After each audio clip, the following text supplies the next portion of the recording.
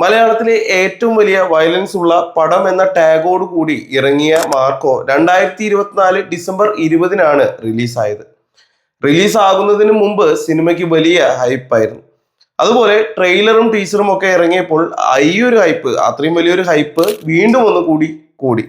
ആ ഹൈപ്പിന്റെ ഭാഗമായി ആദ്യ ദിവസങ്ങളിൽ തന്നെ കേരളത്തിൽ വലിയ തിരക്കായിരുന്നു സിനിമയ്ക്ക് ഉണ്ടായിരുന്നത്. 2024 ഏറ്റവും അധികം ആദ്യ ദിന കളക്ഷൻ നേടുന്ന മലയാള സിനിമയായി മാർക്കോ മാറി. ആദ്യ ദിനങ്ങളിൽ തന്നെ സിനിമയുടെ വയലൻസിനെ പ്രകീർത്തിച്ചുകൊണ്ട് ഒരുപാട് പോസിറ്റീവ് റിവ്യൂസും വന്നു. പിന്നീടുള്ള ദിവസങ്ങളിൽ കേരളത്തിൽ നിന്ന് മാത്രം വലിയ തിരക്ക് സിനിമയ്ക്ക് ഉണ്ടായിരുന്നു. അതിനുശേഷം സിനിമ ഹിന്ദിയിൽ വെറും 30 സ്ക്രീനുകളിൽ റിലീസ് ആവുകയും അവിടെയുള്ള കുറച്ച് സിനിമ നിരൂപകർ തിയേറ്ററിൽ പോയി സിനിമ കാണുകയും മാർക്കോയ്ക്ക് വലിയ അഭിപ്രായം നൽകുകയും ചെയ്തു. ഒരുപക്ഷെ അനിമലിനേക്കാളും കില്ലിനേക്കാളും വയലൻസ് ഉള്ള സിനിമയാണ് ഇതെന്ന് പറയുകയും ചെയ്തു.